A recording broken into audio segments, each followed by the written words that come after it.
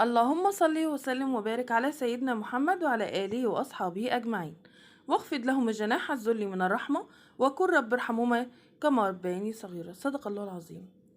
ايه ده؟ بنعمل قهوة؟ الفيديو عن القهوة؟ لا، مش الفيديو عن القهوة على فكرة. انا قمت النهاردة قلت بقى ايه، اشارككم معايا اليوم من الاول للاخر.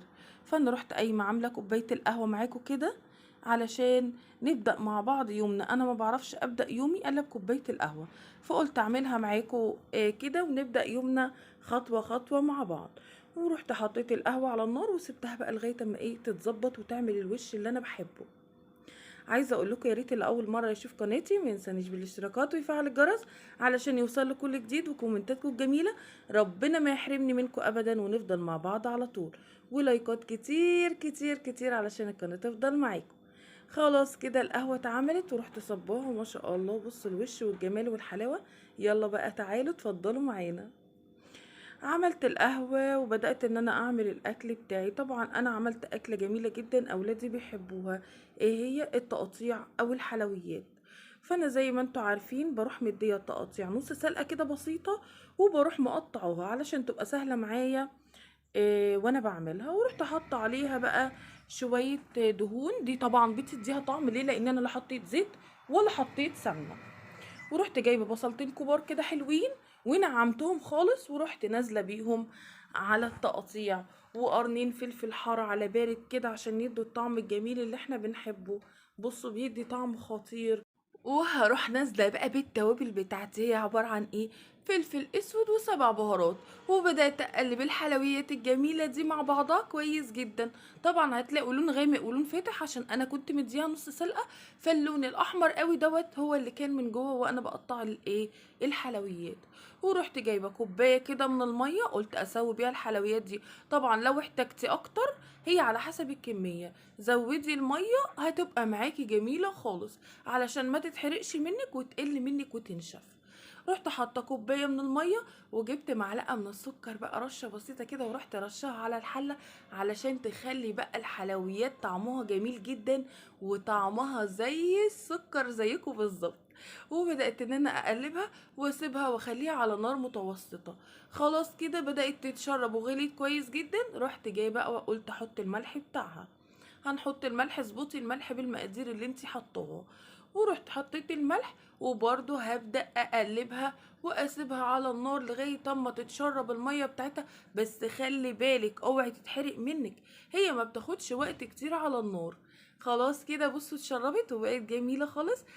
وخلصنا الاكل واتغدينا. بقول لكم حطوا لايك، ما شاء الله جميله. عايزين تعرفوا طريقتها انزلوا تحت هتلاقوا عاملاها في فيديو كامل، يعني مفيش حاجه هتكون فايتاكم. بس انا حبيت ان انا اشارككم معايا اليوم. بعد ما غديتهم وخلصت لهم، ابني كان قايل يا ماما انا عايز اخرج يا ماما اتفرج على اجواء رمضان، وكان بيتحايل عليا من كام يوم. فانا قلت له لا يا حبيبي يلا نطلع انا وانت مع بعض واوريك الاجواء الجميله. فروحنا رايحين بقى. اول ما دخلنا دوت العشريني، ده مكان عندنا اسمه العشريني.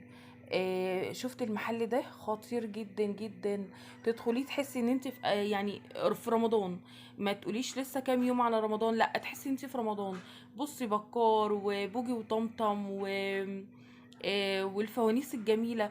مش غاليه قوي، في رخيص وفي غالي. البلاستيك دوت الفانوس البلاستيك ده رخيص مش غالي.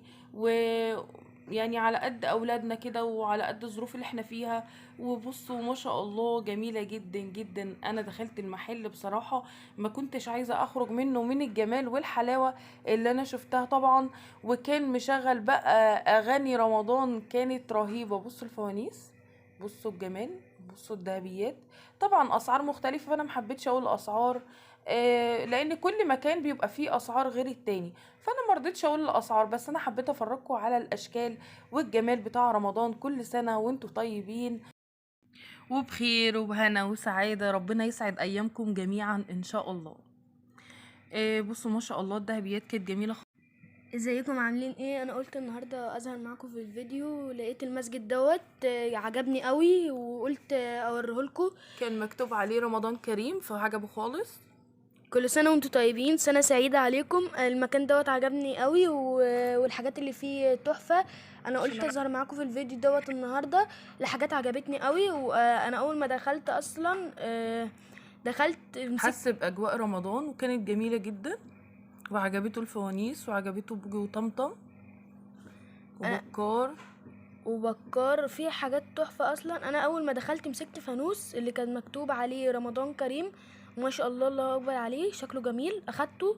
حبيت اوريكم بقية الفوانيس باشكالها المختلفة، شكلهم جميل قوي وتحفة. وبصوا اللي على شكل الهلال اللي فوق دوت، وبوجي وطمطم اهمت، والفوانيس ديت كمان واللي على شكل ميكي ماوس.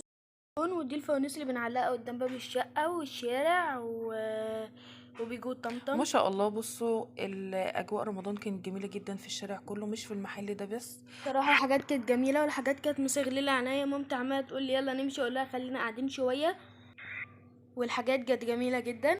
وبعد كده بقى اتمشينا شويه، قعدنا نتفرج على بقيه الشارع ما شاء الله، والمحلات الجميله والاجواء الروعه. يا رب يكون الفيديو عجبكم، ويا رب اكون عند حسن ظنكم.